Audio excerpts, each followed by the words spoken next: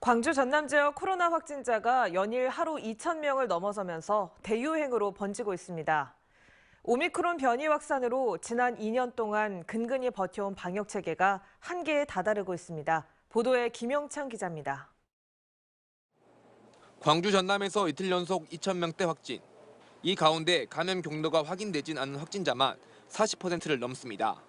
전남의 경우 3차 접종을 하고도 양성 판정을 받은 경우가 지난 4일 15%에서 어제는 44%까지 치솟았습니다.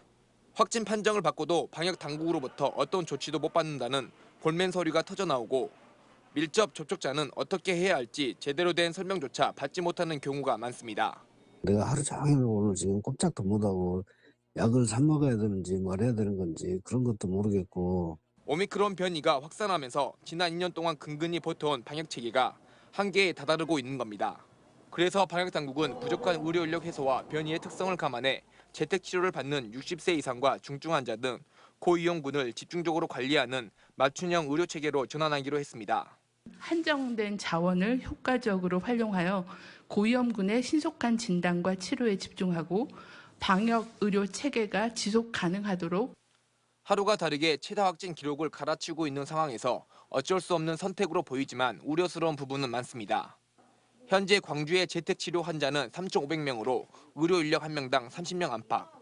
안 그래도 버거운 상황인데 하루에 수백 명씩 늘어날 경우 감당이 어렵기 때문입니다.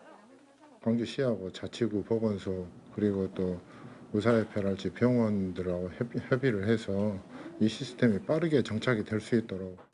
더욱이 무증상이나 중증이 아닌 일반 확진자는 비대면 진료 등 스스로 의료 상담을 받아야 하는 상황. 상대적으로 관리에 소홀해 의료 사각지대에 놓일 수 있고 자칫 관리에 실패할 경우엔 무차별 확산으로 이어질 수도 있습니다. 오미크론 확산에 따른 고육지책으로 방역체계 개편에 나섰지만 방역당국의 고민은 더욱 커지게 됐습니다.